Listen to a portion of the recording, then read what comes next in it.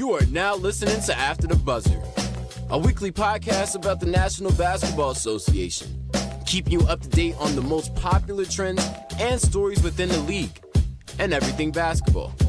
Now, here are your hosts, Shomer El Ben Yisrael and Joshua Counts.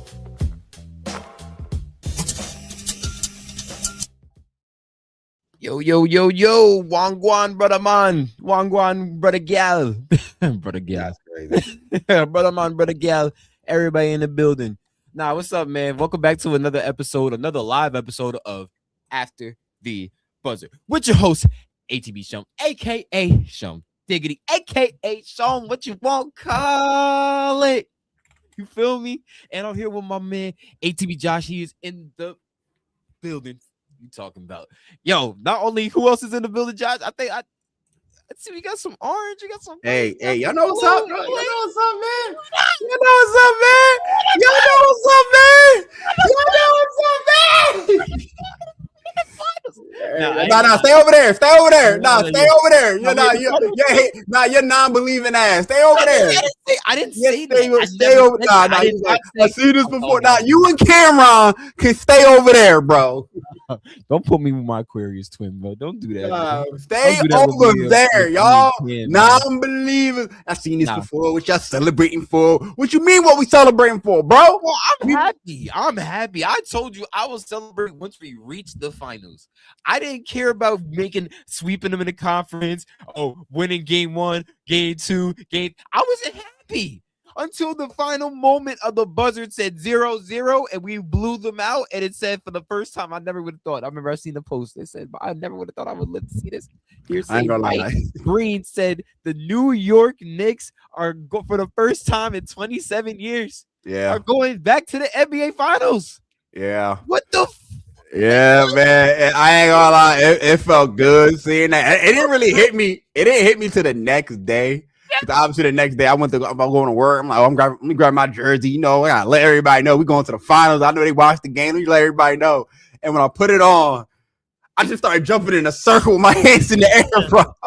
Like a kid, I started jumping in the air, like, yo, we're going to the freaking finals, bro. Yes, like our team is going to the final after everything we've been through. Forget it, bro. This is the first topic of the show, bro. Yeah. The Knicks are going to the finals, bro. First time in 26, 27 years. First time since 1999. If you've been with us, by the way, yes, I was born 98, bro. I was born 98. You know what I'm saying? So there has been a lot of ups and downs on this road, this journey of New York basketball, man. A lot of dark moments, a lot of dark moments. Some bright flashes. You know, the Melo era. Then there was the Roy Hibbert block, bro. Then there was the Phil Jackson era. Then at one point we had Frank Ntilikina and a bunch of G League players on the squad in the starting lineup, bro. When we booed Kristaps Porzingis when we drafted him. The boos to Kristaps Porzingis. Then we realized how good he was. Anyway, I'm not going to say great, but how good he was. Then Phil Jackson ran him out of town. And we got nothing. Then to lose out on KD and Kyrie Irving to go into Brooklyn. They became the second. The Knicks became the second team. The little brother became the better team. Oh my god! When they that's why I call them poverty now, because they didn't even get this far with them. Poverty, that's crazy. What up, Nelly? That's crazy. Nelly, what up, girl? Then to just this shout out, we really got shout out. Leon Rose, Worldwide West, came in, fixed this organization, brought in Thibodeau. Listen, I know it didn't work out the way he wanted with Tibbs. That man gets all his flowers from us, bro. I know I'll be getting on him. Listen, I get on him a lot, bro, but Tibb made this team a hell of a lot more respectable. Worldwide West, Leon Rose and crew, Julius Randle really fixed the image of the New York basketball scene in Manhattan, made players want to come and then come back to watch. You had chance to build and play. We was back in the playoffs, man. And then to finally get Jalen Brunson, and everybody was dogging it. I wasn't the biggest fan of it. I put myself on. I wasn't either, but what he did in that playoffs that year was like, Yes. you know what, this could be something, but we didn't know what it was going to look like. Yes, and Nobody could have predicted what it looked like. Not the Knicks fans couldn't predict when Jalen Brunson came, what it was going to look like. There's a lot of things that we missing because I want to stay on the Jalen Brunson point too. Jalen Brunson takes that pay cut, that $113 million pay cut, decides, no, y'all take that money, go get what we need. I'm good with what I got, right? Ultimate team leader move, ultimate franchise player move, ultimate selfless player move right there.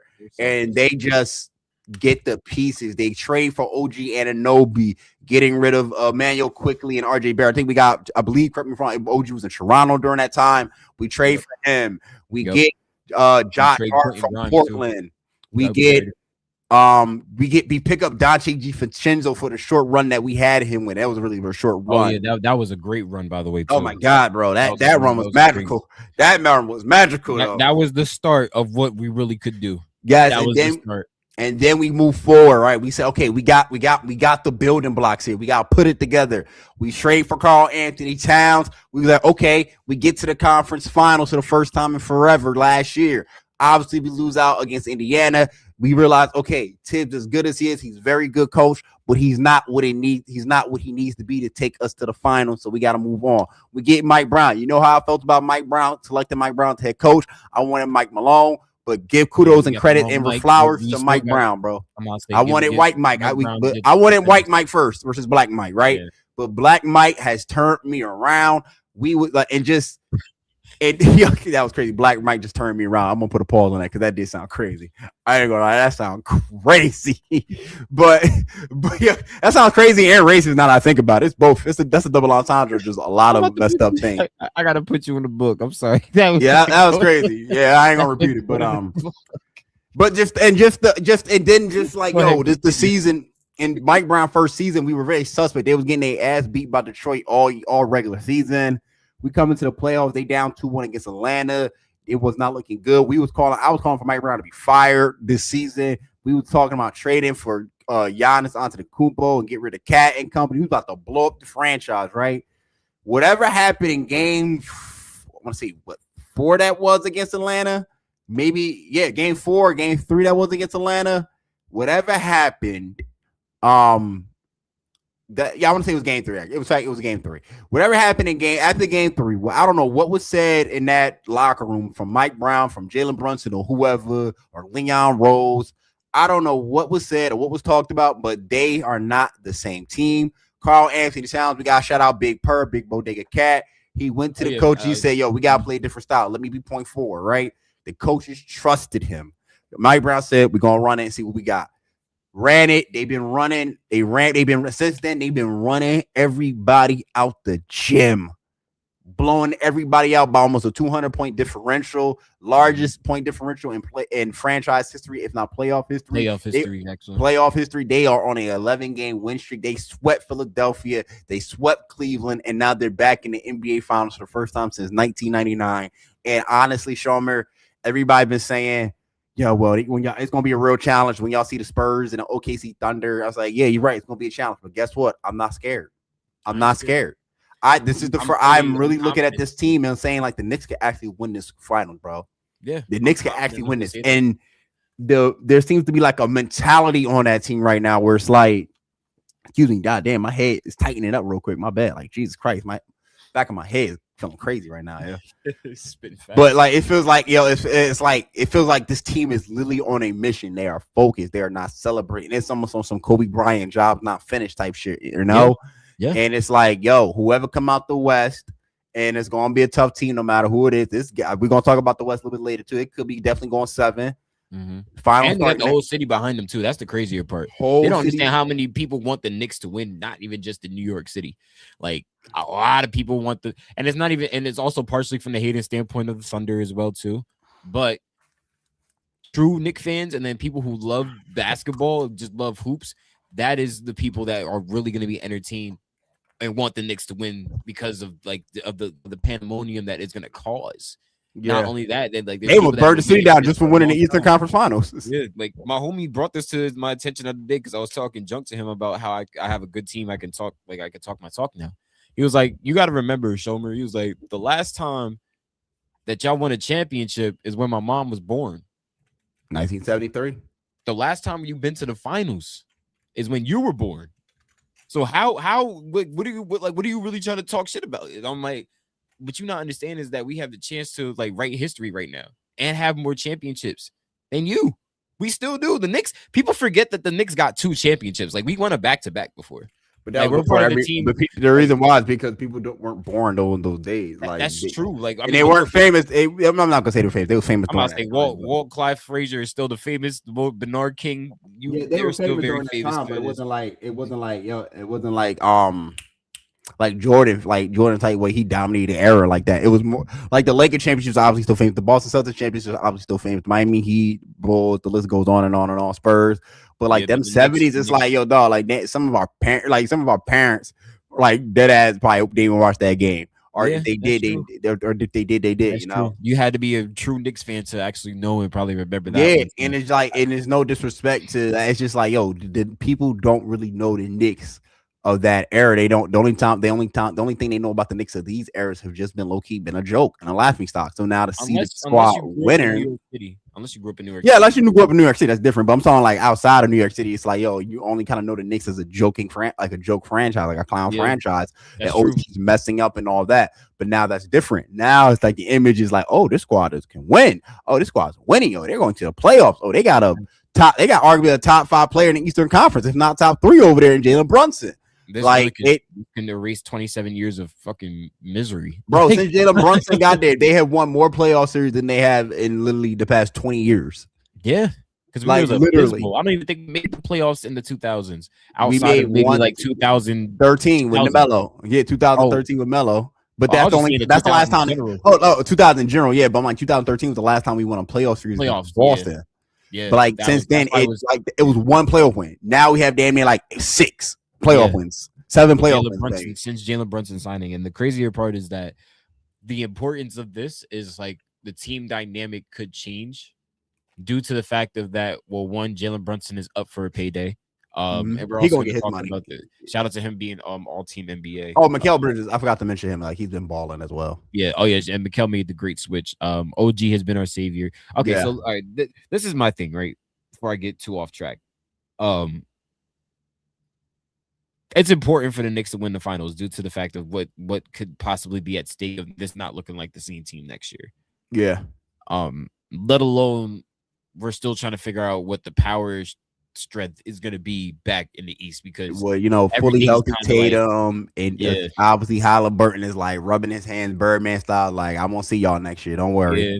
Then Detroit's kind of like they feel distraught, but they also know exactly what they need to come back even stronger.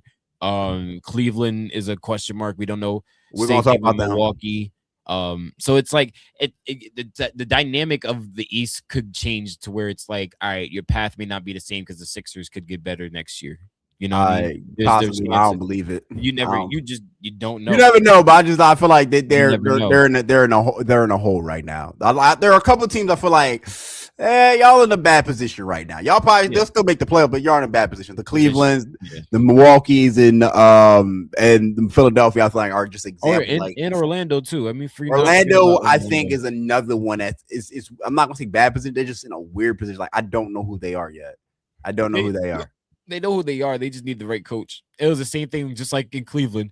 They had the personnel. They had remember JB Bickerstaff just went to Detroit. Yeah, and Detroit changed. That's all they needed, and they brought in Kenny Atkinson, and then Cleveland changed. Like Cleveland was good, but then they changed after that. You know what I'm saying? Like they changed and but they're not. They didn't make any major splashes. But you know what, bro? We kind of just want to talk about Knicks in the final, but we might as well go into details about that game, about the series. This is arguably the worst series I've ever seen from a basketball team. Like Cleveland quit, bro. Like Cleveland really quit. Like not even just in that final game. Like they quit at the game 1 when the Knicks came back on them. Yeah. You could see it. James Harden, like my dad recently told me, like he got into an argument with his buddy about saying James Harden is a bum. I'm gonna say it, bro. James Harden is a bum, bro. I told my dad James Harden is a bum. Put this all on James because you know what? Why not? I put this on because I put this on Evan Mobley. I'm not saying James Harden is fully to blame. I'll take my take back on it. But I feel like that's all the blame is going towards. Because James doesn't play well in the playoff. No, it's not about you just got to the team, bro. This has been the story. This has been the story of his career. This has really been the story of his career. Every time this is why he's a certified grade A playoff choker. He has more choke jobs than a porn star, bro. It's literally like he literally chokes and fails in the playoffs. Like literally, when you go back to the Jared, and don't get me wrong, a lot of outside of Donovan Mitchell who just didn't. He literally looked around and said, "I can't do this with this squad, bro." He gonna say all the right stuff in the post game and all that, but when you look around, it's just like he was supposed to leave like 2 seasons ago. Like he literally or a season and a half ago, really. But you really could tell it's like I'm by myself. I think it might hit him like I feel like Cade Cunningham right now, bro. I'm by myself. I am by myself.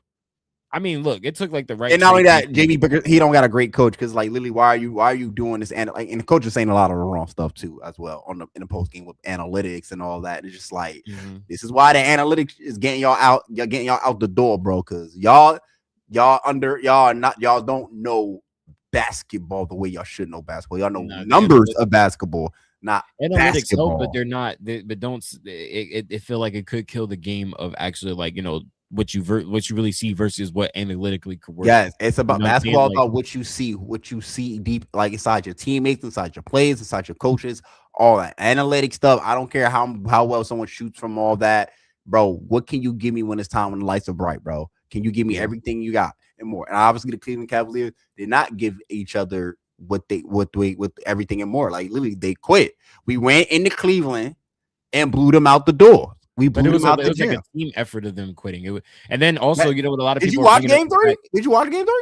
I watched some of the series. I didn't. No, I watched every game, bro. Game 3, they quit. Like, bro, Game 3, Jalen Brunson hits an easy layup. Like, Lee just walked past everybody. I watched game 1 and then Game 4. That was it. I watched every game. They had no answer to stopping like Jalen. Forget Jalen Brunson, just like Mikal Bridges, who was shooting like 64% from the field. Yeah, Mikal Bridges did not miss it. Like you said, the effort just wasn't there. Like I can see the way they got back on fast breaks, it just wasn't there. The way rebounded, when they would get it off to the bring it down the court. What up, Cannabis? Try to run a play. Cannabis was happening, but like the way that they would bring the ball up the court and then just try to dump it off, you could see like the lack of wanting to just do anything because their heart got taken out. It's like the same thing. It's like when you're playing like not necessarily in the game of 2K, but like when you're playing a game. And then, like you're just getting violated. Violated. Yeah. You know what I'm saying? It's like you lose the passion of just wanting to keep. Like I'll tell you right now, Call of Duty, prime example, because I get violated in that game every year. So like what I'm saying, like every match, like I'll be playing, and I'm thinking I go in with the most potential, thinking I'm gonna be all right. I'm gonna have a positive KD. Yeah. Kill death ratio. No, I just get obliterated in the first. I know what you mean. Like I literally see, like I play my rivals to play all that. Like, bro, I literally. And rivals too. You can understand that in rivals. Yeah, my rivals, bro. I be getting that feeling. I'd be like, all right, man, y'all got it. Like my team quit on me. There's nothing I can do.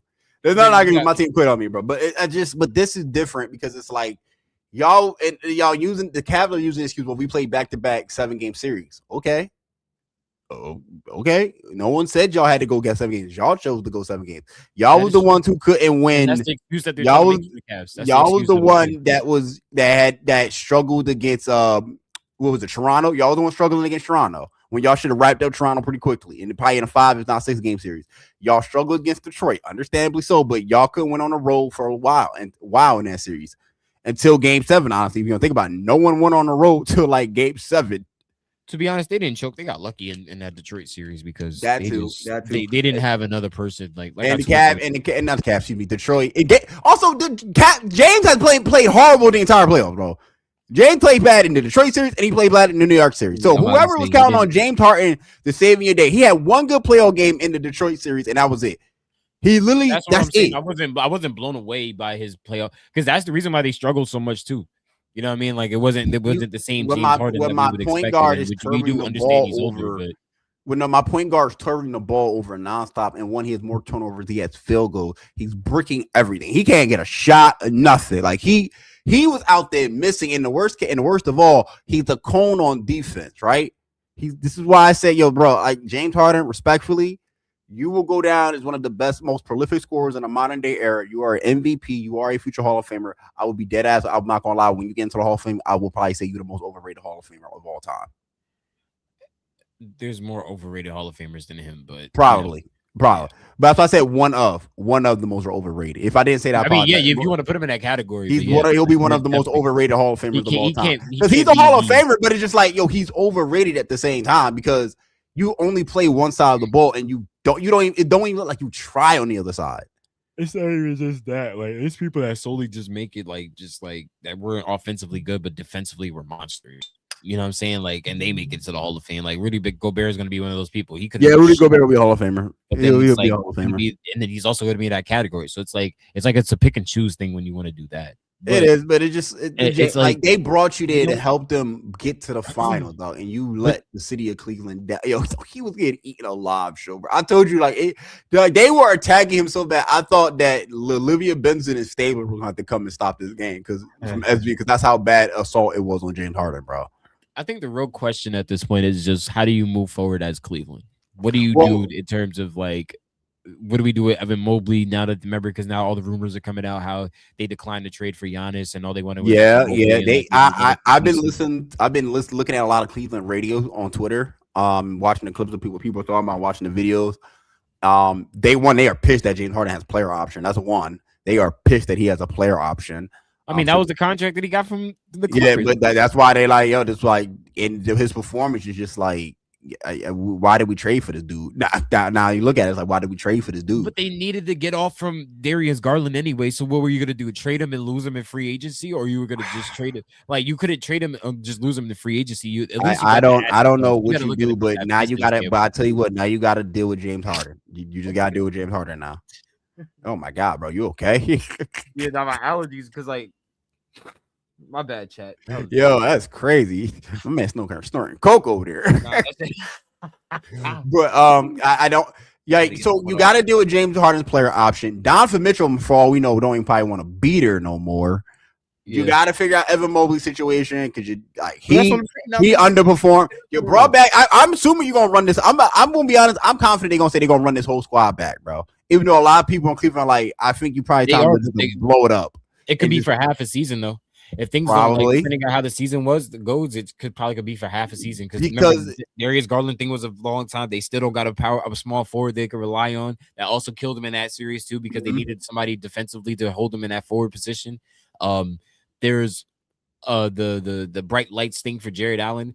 The whole team this whole team might need to get blown up, bro. It might be time for a full ass rebuild. Evan Mobley thing, I think this Kenny Atkinson just to me coach himself. If I was the manager, I would have fired you, Kenny Atkinson. I'm sorry. He got re-signed. He's coming back. He's coming back. They definitely said they keeping him, and I'm just like, all right. That's what I said when they decided to keep Kenny Atkinson. Excuse me. That's when I realized, okay, they're running this back. Now the path for the finals or at the conference finals, like you mentioned earlier, are going to be a lot harder because now we're getting a fully healthy Jason Tatum and possibly Jaylen Brown back again, right? You got Tyrese Halliburton, Indiana coming back. Hornets are going to get better. Atlanta's going to get better. A lot of teams are going to get better in the East, and you're just like, yo, this is just like the Knicks. Like why we saying the Knicks, despite this is the best chance to win. That's why they got to capitalize and win the finals, and they coming in as the underdogs or whoever comes out the West.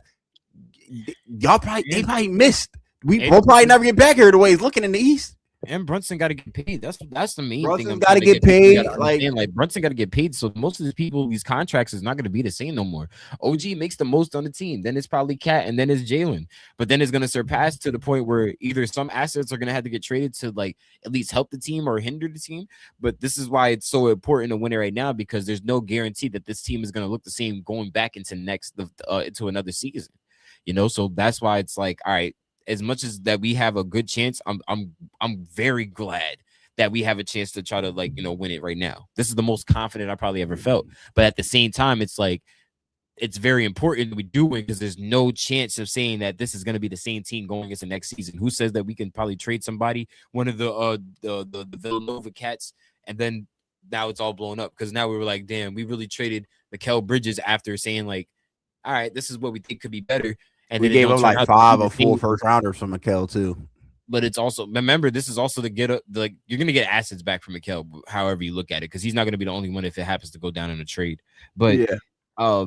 they're gonna get assets back, but it's just a matter of like you messing up team chemistry and all that just to see if you have another chance to win. But it really doesn't. It's not gonna end up turning out to be that way.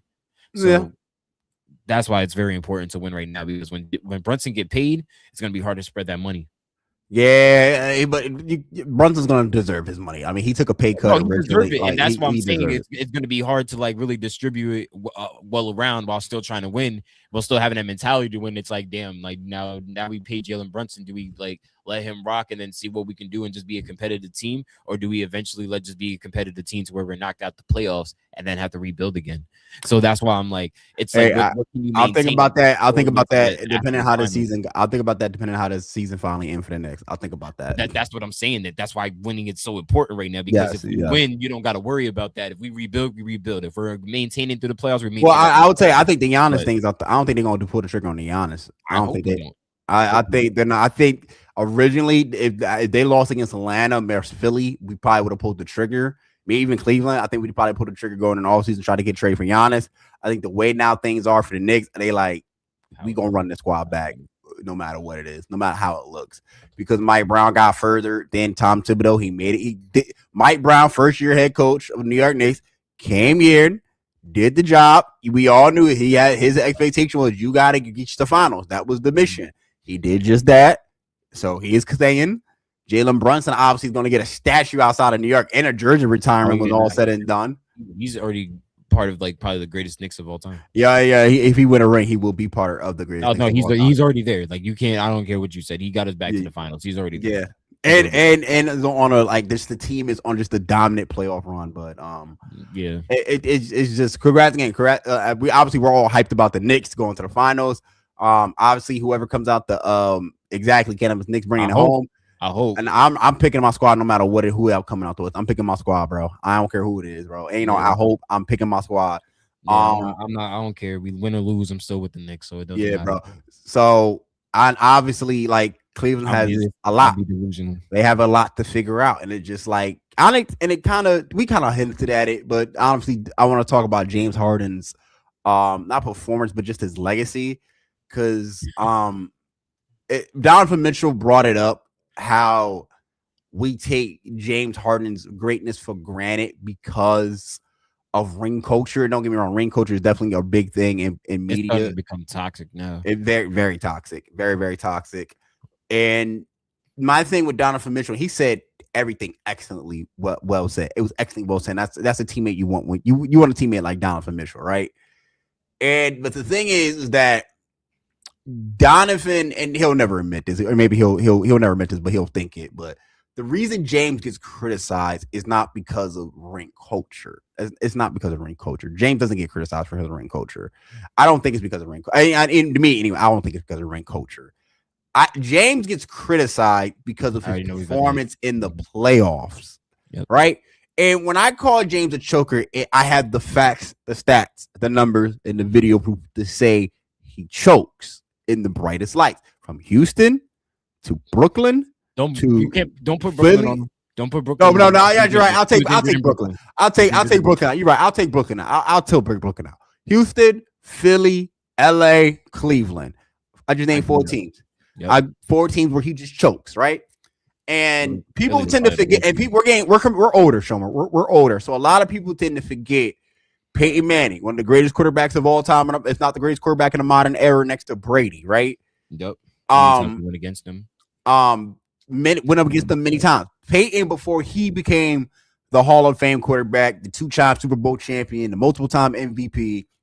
Well, actually, no, he was the multiple-time MVP even when he was with this, when he had this title. He was viewed as a choker in the playoffs because Brady rose to the occasion when the playoffs, when it was time to win. Brady brought the best. When it was time for win for Peyton, he kind of like he fumbled him. He fumbled. The lights got a little too bright. Right, like he didn't turn into a diamond all the time. Right, he did. He was literally labeled a choker until 2006. He finally beat Brady in the playoff, AFC Championship game, goes to the Super Bowl, wins the Super Bowl. Right, and eventually doesn't give him. That's enough. That is enough right there. because I'm gonna go to a different sport. Clayton Kershaw, baseball. People forget Clayton Kershaw, arguably the greatest modern day pitcher ever, right? Yep. Multiple Cy Young champion. He's a multi-time champion with the Dodgers. Before he was a multi-time champion with the Dodgers, you know what happened? Well, he was labeled as a choker because in the playoff, when it was time to win for the Dodgers and he was pitching, he fumbled. He folded under the pressure, but eventually he got there. He showed up in the performance and he eventually won. And guess what? We know he said, monkeys off the bat, choker title was gone. James Harden is a choker, not because he doesn't have a ring. James Harden is a choker because he performance in the playoffs has always been subpar. He's great in the regular season, right? Even Giannis was known labeled as a choker. Yeah. Even Giannis is labeled as a choker, so he performed in the playoffs. You have to perform great in the playoffs. If you get to the finals, damn it, that's probably enough for everybody to say monkey off the back. He just ran into a better team. You know what I'm saying? It happens, but it's not just you're just running into better teams. It's you're underperforming by a large margin. Yeah, like you're literally turning over the ball. You act like you have not been here before. When you got the most consecutive playoff appearances in anybody in the league outside of LeBron. Yeah, that's true.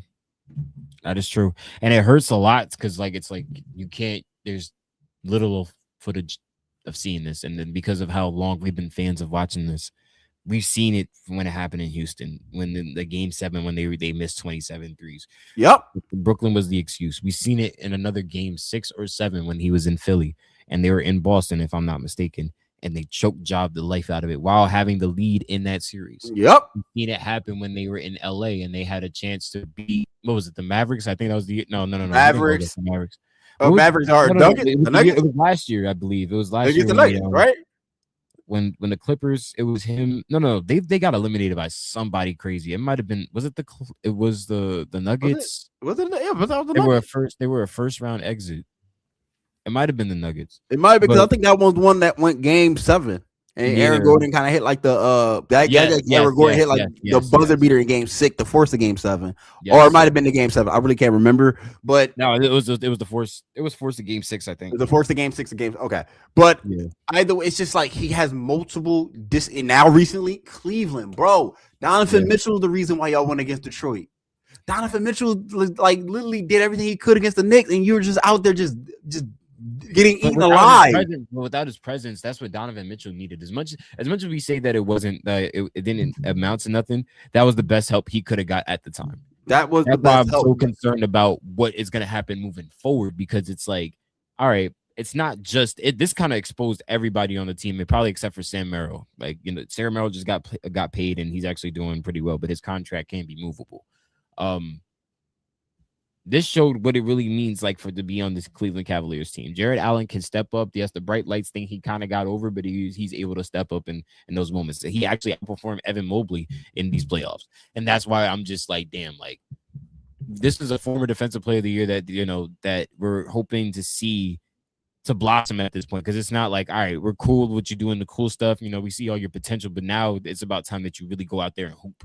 Really, Mobley and Aaron disappointed me because they had more size. They had more size than us. They disappointed me. They got outworked, out rebounded.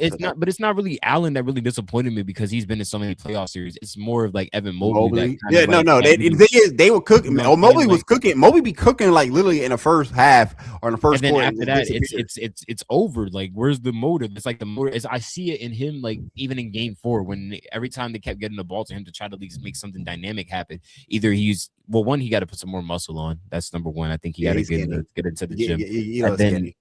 And then number 2, it's like like the distraughtness that come from every turnover that was given to him after he hit a mess up. Either whether if it came from the point guard giving him a bad pass, whether he got stripped trying to make his move, whether it's like the effort to get back on defense. It's just like where's the motor? I don't see the motor, and that's what's really concerning about Evan Mobley, because it's like we have this so much high praise for this man.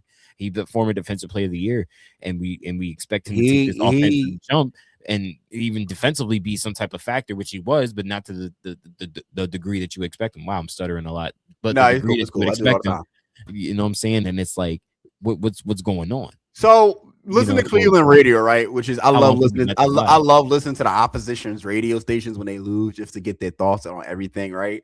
Yeah. And literally, like the store, someone said, I wanted the ESPN Cleveland radio station said, Donovan Mitchell is just out of gas by the fourth quarter because they have to do everything. James Harden is a choker. Evan Mobley disappears literally at this, like after the first quarter or second quarter, he disappears. Jared Allen is just getting outplayed. Kenny Atkinson is a terrible coach. Like it was just all that. It was like all that. Like all around. That's what it sounds like. It probably is, but it's just like they expected more. Like it's one thing to lose. It happens, right? No, sometimes sweeps are going to happen. Every teams are going to get swept, right? LeBron got swept even, right? The issue is how do y'all go out quitting? Like y'all quit to the point.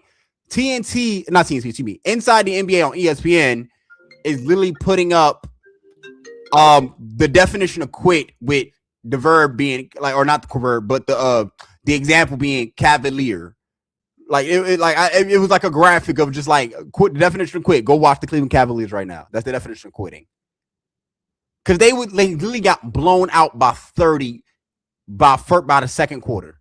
Which has been the second time, the third time the Knicks, shout out to the Knicks, close out games. They've shown up for close out games. Hands moving, getting the rebound, being active and all of that, right?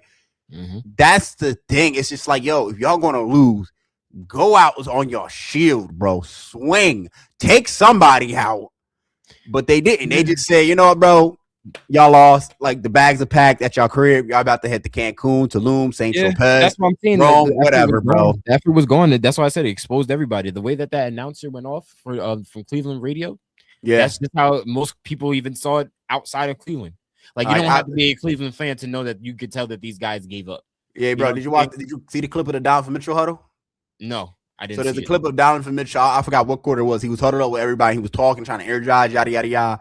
They all you could tell by their faces, bro. They were just like, this shit over, bro. This shit over. Like, I have no point. I'm going to be like that. You see, look, even Anthony Edwards after his he got eliminated. He dapped him up at the end of at some point during the game. Hey, it was like they had 8 minutes to love. That man went over to dap him. I remember that because a lot of people got at him. I think. See, I'm not against going over to dap him up, but I'm just like, I think 8 minutes left. Like, can we wait till like the last 2 or 1 minute to dap him up? We got to do it 8 minutes though. Yeah. Like maybe we could go on a run. Maybe I'm just saying hypothetically. Let's just wait a little bit. The only person I've seen do that was Bron, and like you said, it was between the at least the less than 5 minutes left. It was like 4. Yeah, it was like it felt like there's. I think that's when he got swept too. That's when he got swept. Yeah, that's when like against. Was that the Durant Warriors? Yeah, it was the Durant. That was the second time. Yeah, Bron knew it was like my squad got no chance against this. I had nothing. I had nothing. I dropped 50 in game 1 and still lost. Yeah. So right. Yeah, look, it is what it is. But let's talk about tonight's game at least. Yes. Spurs force game 7. Wait, is it tonight's game? No, it's not. Yes, it is tonight. No, it's tonight. It's tonight. Game 7 is tonight. I could have sworn it was game 6. 7. It's game 6 tonight. Oh, game 6. Oh, you want the Spurs? Oh, Lord, have mercy. No, Spurs Sports Game 7 with a question mark. It's like I kind of wrote that wrong. I see. Oh, my bad. I didn't know. I'm not. You're good because I was just trying to. Like they basically meant to say like, can the Spurs force a Game 7, right? Which I feel like it will be a Game 7. That's what I was gonna say. You tell me. What do you think? I think it's gonna be a Game 7. Hey man, the official report came out. Scott Foster is officiating tonight, so the extender is making it a Game 7. So the extender is here to make it a Game 7. The call came down from Adam Silver and the NBA scriptwriter to say Game 7 will be held in Oklahoma City. So unless I could be wrong, but I think the Spurs obviously they need to win this. Obviously, this is the elimination game. Wemby has not played the best against OKC. They have just been physical with him, beating him up, just bodying him. Shout out Isaiah Hartenstein because he just done an excellent job. You can make an argument they've been fouling him and he's not getting the calls. And they just have no answer, obviously, for Shai Gilgeous-Alexander. Jared McCain's been hooping. Alex Caruso's been hooping.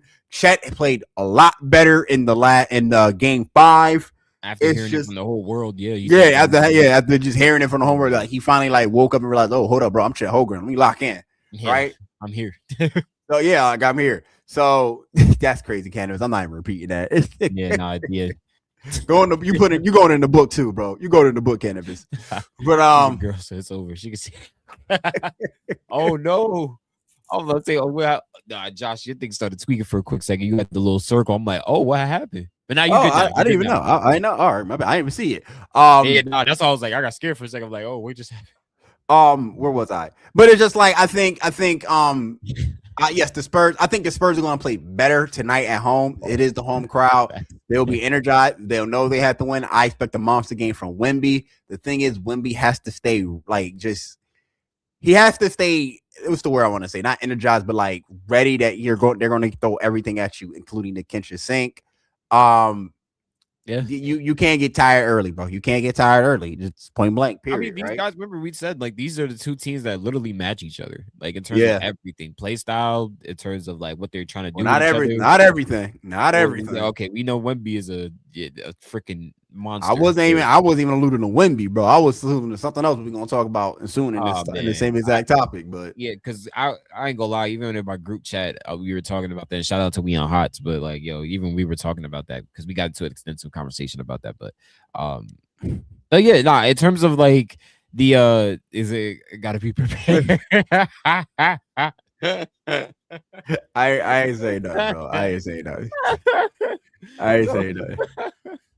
But nah, damn, it threw me off. Nah, yeah, the Spurs got a chance to force Game 7. Like everything is moving in a great direction for both teams. It's just really high competitive basketball. Like I was just telling my friend, I'm like, yo, this is crazy. This is probably the most guard blocks I've ever seen. Like ever watching the NBA. This is the most I've ever seen in an NBA playoff series, let alone.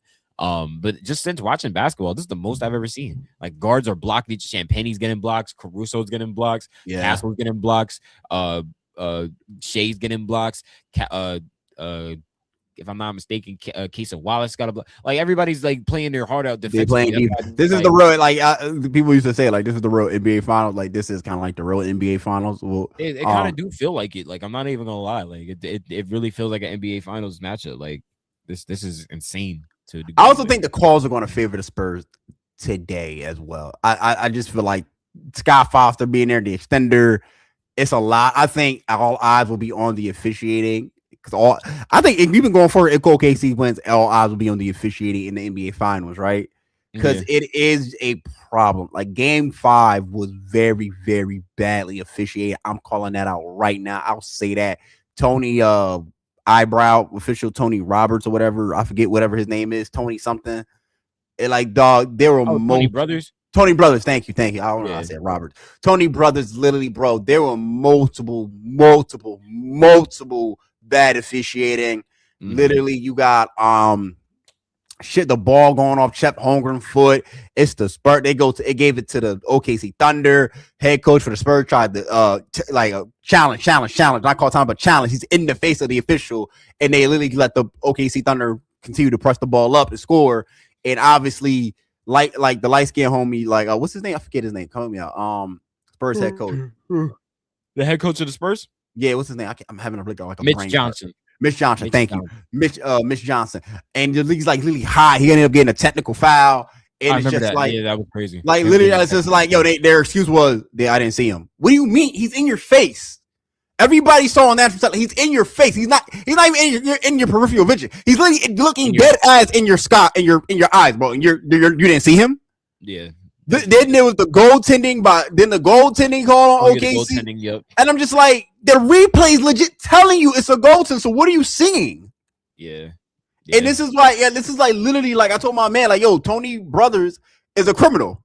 Because that was one of the worst officiating games I've ever seen in my life. And it's become a common thing when OKC play that they get everything by the referees. Right? He's supposed to run for mayor, by the way. After he said, "No, I want an investigation." I wouldn't have been. If I was the San Antonio Spurs, if I was the Spurs owner, bro, I'm calling for the Adam Silver to do an investigation on Sony because how bad that was.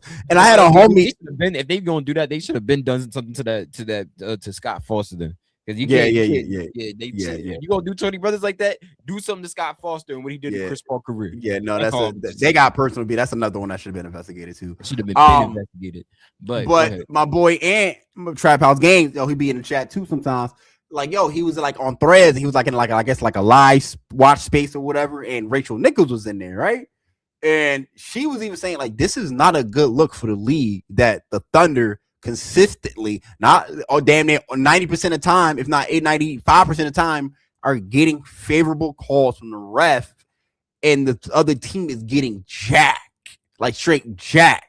Like, and it goes into the next conversation. Even though I phrased it as is Shai game bad for basketball, because this is another thing I've been seeing lately too, especially on my timeline. And I'm not even like, listen, this is taking over sports media of just Shai Gilgeous-Alexander's play style of just all the flopping from Jay Williams, Mike Greenberg. You got everybody's talking about it basically. It's not just analysts on ESPN or whatever, or Fox or NBC. It's literally everybody. Content creators. Real Talk with Miles Jones, who's awesome at his job, by the way. I follow him. Excellent work. He's actually in Philly. Miles Johnson. Shout out Miles Johnson. Yeah, Miles Johnson or Jones. I thought it was Jones when I saw a clip. You talking about do Real Talk, right? Yeah, Real Talk. Real Talk. Yeah, that's Miles Johnson. Miles Johnson. Okay, thank you. I thought it was Jones. I saw a time when I saw it, but Miles Johnson, he just really did a video on it. He talked about it. Bomani Jones talked about it. Everybody's talking about it, bro. And it's like his game, as great as he is, and he is a back-to-back champion, right? Not back-to-back, a back-to-back MVP winner, bro. Like, and I said this to you last year, and I've been saying it. I'm gonna say it again, bro. I don't like watching them play. Not because I hate them or anything. I really don't like watching their style of basketball, including Shai, because it's a consistent 90% of this game is just you're just flopping. Right. You're kicking your feet out. You're flailing your arm. You're falling down on the ground every jump shot. And it's just the thing is, like, it's like that, and that's what I was gonna get into the argument that I got into with the group chat. It is over excessive. But you guys also got to remember that's also a part of basketball. It's a skill. It's a skill to a degree. But I get it. It became over excessive where everything that he does, because flopping is involved into the game if you can sell it. But it's getting to the point where it's getting like you're getting a call for it. Well, then they're taking acting lessons or being coached to do this 24/7. It's just like, yo, at some point an official got to come out and say, yo, bro, no, we're not doing this shit, bro. We're not doing this shit. You get a call, you earn that call, bro. We're not doing the feeling. We're not acting like you got shot in the leg and the chest or some shit, bro. Fuck all that, bro. Excuse my language. Fuck all that, bro. Earn the call, because literally the team is like, we can't do anything to them because they're just going to continue to flop. And there's literally montages of the entire team flopping. Yeah.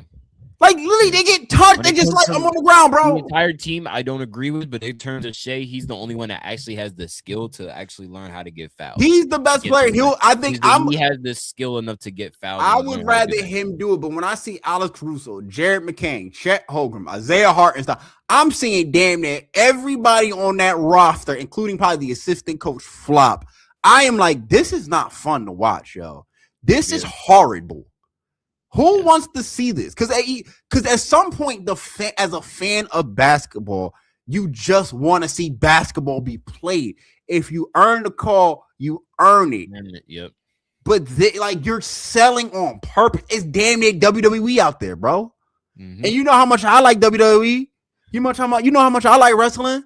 Right. This is worse. This is terrible. This is worse. This is not worse. This is not bad, but it's just this is just horrible. Yeah. Because I can't even focus on the game because I'm literally watching you take a jump shot and fall on purpose. Yeah. No, when you're not even getting touched. I understand. And now dudes are making skits about it, bro. RDC made a whole skit about it. You know who RDC is? Even worse. Yeah, I know who RDC is, but Mark Phillips and them. Yeah, I know. Yeah. They be on it every single time. Yeah, that is some funny dudes. But damn, I'm surprised I haven't seen it then. That's crazy. But but basically, man, it's just like I said, there's an art and a skill to it. If you got the skill, it's being overused, over excessive to a degree to where it's like, my problem is, and when it doesn't become basketball anymore, it's like when you're intentionally like flailing yourself to get these calls, that's when it doesn't become basketball anymore. And I think that's the point where everybody is very frustrated. It's not basketball. It's not. It's become a drama club. It's drama club for y'all, and just like, all right, bro. I understand. I saw a clip. I saw a clip of Michael Wilbon, the great Michael Wilbon, even said like, yo, like when people do this, if Shai wins back-to-back champions, kids are going to start to flop. And I'm like, I wouldn't go as far to say that because flopping is already part of basketball. My kids have been doing that now. Yeah, I'm gonna say kids are doing that now. Like, but I will say this, that I think Shai is entering the Steph Curry category of Remember when Steph Curry went on a run of just shooting 3-pointers? He was on his way to becoming the greatest 3-point shooter ever, and he was breaking basketball because nobody could stop him. And it became what the issue was that was when people were coming out, what was coming out of that run was that people are forgetting the fundamentals of basketball and are just focusing on just 3-point shooting, right? So you're forgetting like you gotta have a mid game, a post game, you gotta have a dribble penetration, you gotta have a layup package, you gotta have to play defense, you gotta be able to read as a point guard, you gotta be able to see the floor and all that, right? People for even big men were just like shooting threes. Like the league just started like if you're a big man and shoot threes, hey, take you on. And no big man had a post game. Yeah, like no post game, but everybody can shoot that. Yes. And then Shai is now at that point, I think it's entering that point, is that the flopping, bro. Like it's hurting basketball, an argument can be made. It's like literally like, nobody wants to see this 24/7. I don't want to go to an AAU game and I know I'm going to see a flop here and there, but I don't want to see dudes shooting a jump shot, falling on the ground every jump shot. I don't want to see that as a viewer, bro. I don't want to see that shit. That shit's ass. Like that is complete ass. Yeah, nobody wants to see that, to be honest. That's why I told Mo, I told you for this like the third show I've been telling you. I've told everybody I talked to like, dog, I don't like watching the Oklahoma City Thunders because of this. And then first of all, they're a great team. Shai's a great player, and it feels like, why do you rely on this? I don't think they solely rely on that because when they rely on it. When they roll. But you could tell like damn near 40% of their game plan is the flop, bro. Well, if they can get to the free throw line, it all starts with their leader of the team, which is Shai. If Shai not get into the line, the rest of them not get into the line. So yes, they're going to start doing some BS plays. Like tonight, going to be one of those nights. Breaking news. Mitchell Robinson has broken right pinky finger. No timetable for return.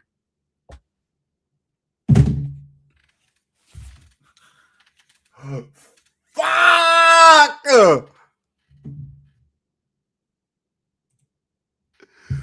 Fuck!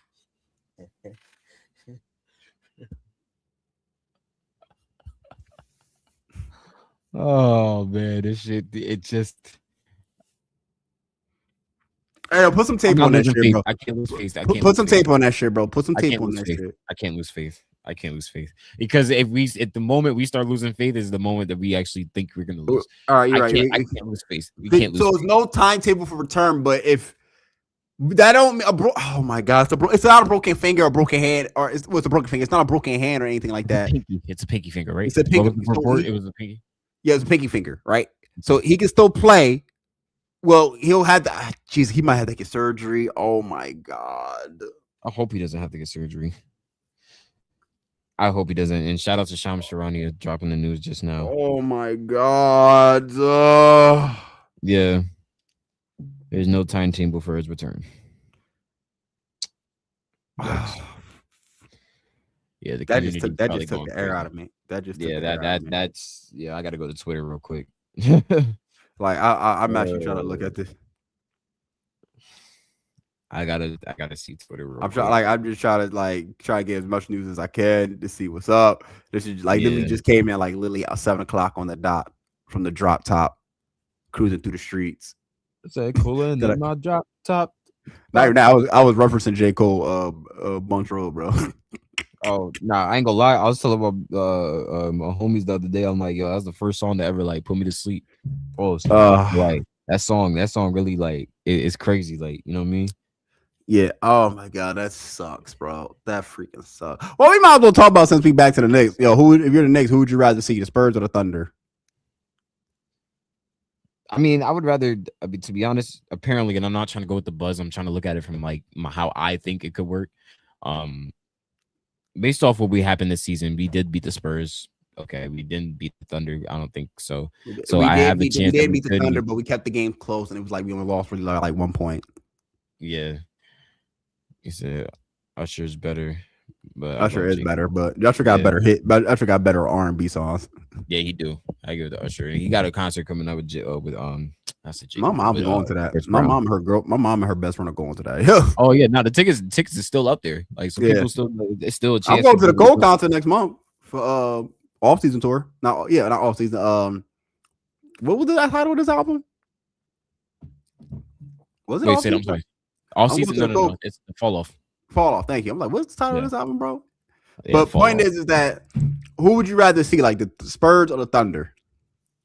I mean, I would rather see the Spurs due to the fact of like how we play them. I feel like our team physicality could be And able to outmatch theirs. Mitch used to give business to win because he was so physical with him. Yeah, yeah, and not even just that, but like it's the fact that we can outfit like we're a very physical team, and I feel like we can outmatch their physicality. Mm-hmm. If we play the Thunder in that way, which would kind of like hurt us in a sense, because it's like we're gonna feel like the Spurs. It's like how can we like not touch them, like do anything with them I was about to tell if that's you, the case. I would rather see the Spurs too, strictly because the physicality that the Knicks will bring and the way just the Thunder play on the defensive end, just so aggressive. They're coming at you like a pack of wolves. And also they got everybody. They got damn near everybody on that roster that could guard and Brunson. You got Shai, you got Caruso, you got McCann, you got big guards on there. And then the final thing is just the flopping. I don't want to deal with that. Like if you can't touch them, like I can't defend them. So yeah, I would rather personally see the Spurs. So I'm hoping the Spurs win this in 7. Yo, it's And funny. I'm looking at the tape right now. Everybody's saying, telling them tape that finger up. that's why I told take that finger up, bro. We need you. We need you right now, bro. Fact. It was like, yeah, just Get put some surgery in paint the on all it. season. We gonna need you. We gonna need you, big fella. Yeah. Like give him some pain. Give him the same shit they gave Embiid, bro. Give him the same shit they gave Embiid. But it's just that I would rather see the Spurs too because Mitchell Robinson I think can defend Wemby better than Cat can. Or even OG can because he could get physical Wemby. And as we see, physicality hurts Wemby. He can't. He messes up when he goes up against physicality, he starts to tire him out. He got to use more energy, and he just starts to mess up. What Isaiah Hartenstein is doing now. He's starting to be like Mitchell Robinson would be black Isaiah Hartenstein than Wemby, bro. So Isaiah Hartenstein technically is black. Oh yeah, he is black. Yeah, he has black. No, technically he is black because he has black. Yeah, he's black. Yeah. So you got dark skin Isaiah Hartenstein then. You got dark skin Isaiah Hartenstein with Mitchell Robinson against Wemby, right? Dark skin Zay, that's funny as hell. Yeah, it's dark skin Zay. Obviously you got Stephon Castle and Dylan Harper. They're gonna obviously have to guard Brunson, but Brunson and their big guard. But Brunson, trust me, will find a way. Brunson will find a way. I just think Cat going point forward. I think that also let's go 7 the Spurs win. I think they're gonna be gassed. I think because the Spurs will have to play game 7 Saturday.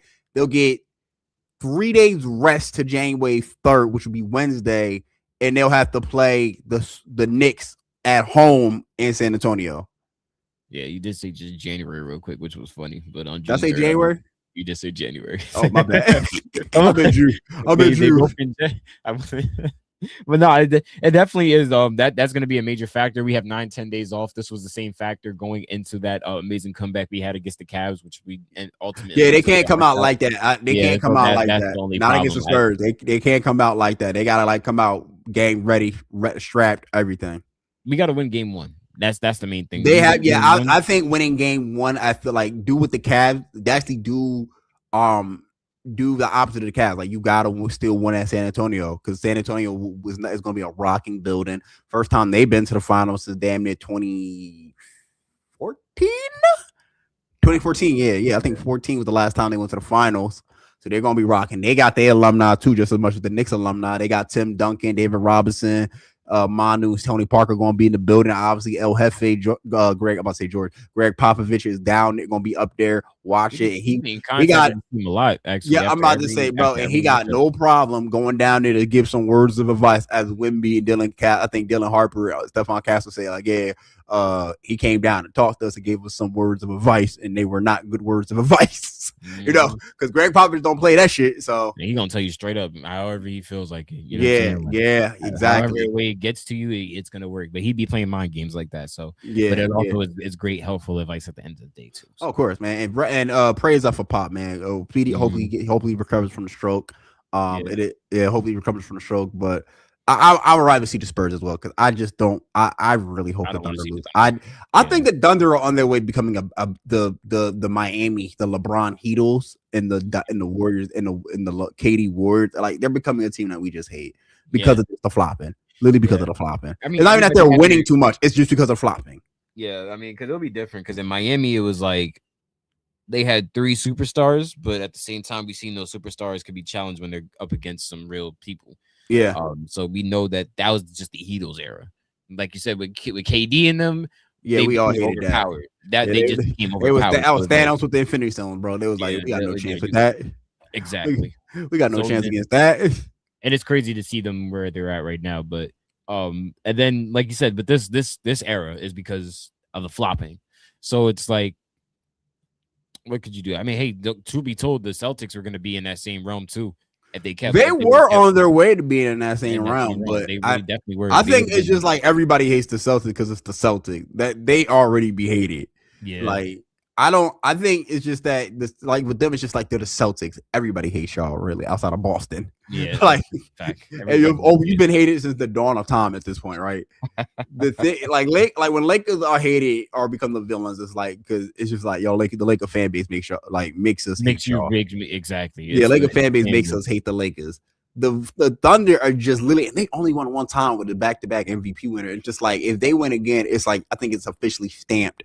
They're the villains of the league because it's just like y'all don't play basketball, y'all play flopping.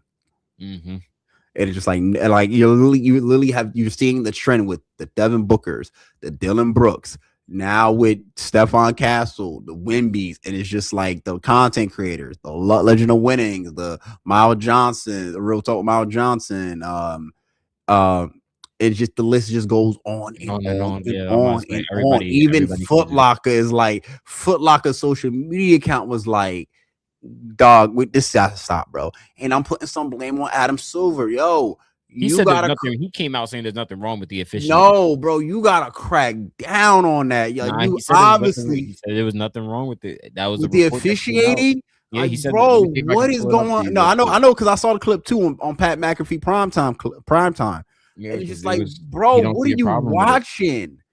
Like, no, it's not just the cell, it's the extra cell, and it's consistent. Like, no. Like, no, bro, this has to stop. Like, it has to stop. But I got nothing else to say. I really got nothing else to say. So I'm happy for the Knicks to be in the conference finals. Obviously, I can't wait. I do have no, go ahead, because I was just gonna mention this news about the there's new anti-tanking rules, by the way. Oh yeah, go ahead and talk about it. So there's new anti-tanking rules for the NBA going into the season. So tanking has been a huge problem going into the season where it become very blatant. I mean, it's been a problem for years, but now it's really it's becoming a problem where people are doing it to the most obvious degree. So the NBA has taken point in that, and this is what they have come out and said. It says the new NBA Board of Governors have voted in favor of adding new anti-taking rules and changing the NBA draft lottery to punish bottom three teams in the standings, as they'll be in regulation zone with worse odds. No team will be able to win the number one pick in back-to-back years, or be able to win top three of the. Well, they can't get top 5 picks in 3 consecutive years. So if they by meaning they have the worst record in the league, your chances of getting number one pick are slashed. Yeah, basically. Well, for 3, you can't get a top 5 pick for 3 years in a row, and you cannot win back-to-back number one picks. The changes will be implemented next year, and this is the part that kind of bothered me. It will only last until 2029. So it's now this is an experiment. Yeah, this is an experiment. This isn't just really just to see, because there's going to be flaws into the system. People just don't know the flaws yet until it really plays out. Yeah, we got to see how this works. Yeah, just like how the third apron ended up playing out, because we didn't know how the third apron was going to really affect teams until it actually happened. So now it's the same thing with these new anti-tanking rules, that it's just a matter of seeing how it's going to play out for each other.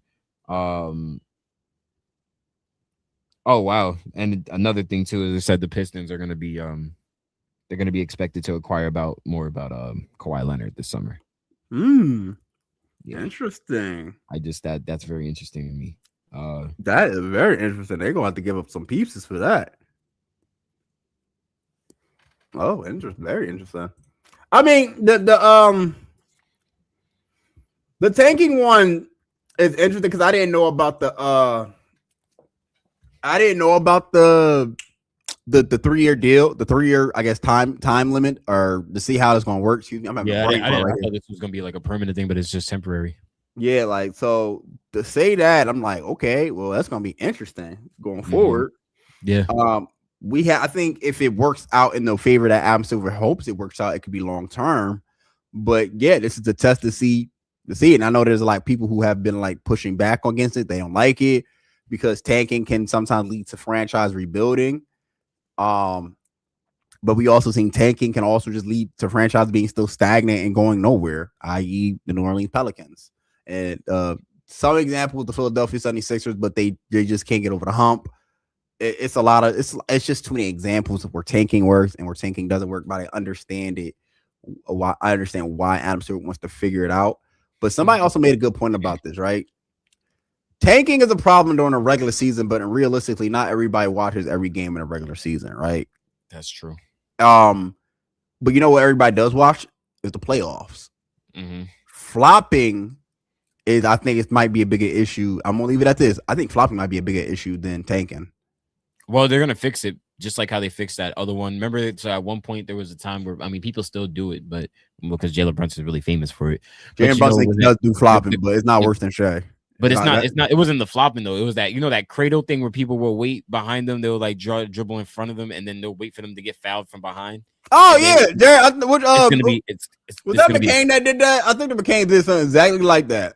He literally got bumped from the back and fell. It still happens, but they have to find a new way to get away with it because it was something that Trae Young did a lot. It was something that Jalen Brunson did a lot. It was something that a lot of the small guards did a lot. Well, even guards in general, they'll just wait to get fouled from behind and then cradle themselves, crab roll, or however you want to call the move. I forgot the name of the proper one, but they'll do it. And then next thing you know, they get fouled. The NBA was on that because of how many times they kept doing that just to draw fouls. So I think in terms of when they're going to look at this officiating, and remember the topic of conversation years ago was that there was being too many calls just around the league for anybody just going to the basket, too many fouls. Yeah. Now it's going to get to the point where we're going to see some loose calling in terms of like letting stuff go, or it should have been a foul, but it wasn't called. We're going to start to see some more of that now due to the fact of how many people are blasting the flopping thing. It's gonna the officiating is gonna become more looser to the point. Well, speaking of officiating, you heard about Adam Silver potentially adding AI to officiating. Yes, right? Yes, I had this right here. I wanted to read that as well too. Yeah, go ahead, because I just saw that earlier today, or early before we started the show. Excuse me. So apparently, it says NBA Commissioner Adam Silver says the league will eventually move to an automated replay system, through AI. According to, and I quote, he's like, "We are going to move to a system like Hawkeye objective calls will be done by AI. Will be done by an AI automated system with cameras lined around the court. You won't have to deal with challenges on those calls." So AI, I don't know what the hell that's supposed to mean. So I'm assuming that, and it kind of like threw me off a little bit because it tell me that you're getting rid of the camera people on the floor because that's how they're able to do this. They're getting rid of them. No, that's what it sounded like to me. Okay. AI, like if you're gonna put AI cameras on the floor to determine challenges, that's what I was like. That's gonna that's like taking the camera people out from their jobs that's sitting right near the basket. That's like taking out the cameras right underneath the basket. It's like you're eliminating camera angles to rely on AI to determine something that probably may be botched, because we all know there's a chance of all these calls being botched into a degree. So it's like what are we really doing? Damn, I really should have brought some chapstick. But what are we really doing to like help move the game forward in terms of that? Like, I don't think that's making it more efficient. Well, we don't know until we see it. But if that's what it's going to help make the game more efficient, less time consumption, in terms of like how long these challenges take while being looked at because of the eye test of what we're doing and what we missed and what the camera picked up on. If it's in terms of efficiency, okay, I can see how it could be a positive, but at the same time, if this is a way to like eliminate the cameramen that actually be on the ground and the camera operators, that's where I find a problem. I'm gonna wrap it because we are over an hour. I have to see how it works in action. I have to see that. I'm mostly, I get it why everybody hates AI. I ain't gonna say I do use AI for like Chat GPT for like resume writings and everything like that, cover letters. I damn sure use it for thumbnails for my YouTubes and all that. Like, I get it. I do get it. I think there are ways for AI to be like to help like with information, processing information anyway. But I have to. I think he didn't explain it the best way. Where I think if he re-explains it in a different way, like how AI is supposed to be implemented, like if AI is supposed to like.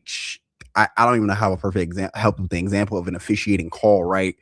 Where maybe a different camera angle. I don't know. I really don't know because I don't understand it myself. when the cameramen do a good enough job getting the best angles, and the official still makes the wrong pick. And then you got camera angles on the basket too. Like it's not like you added as many cameras as you can in that stadium and on that court.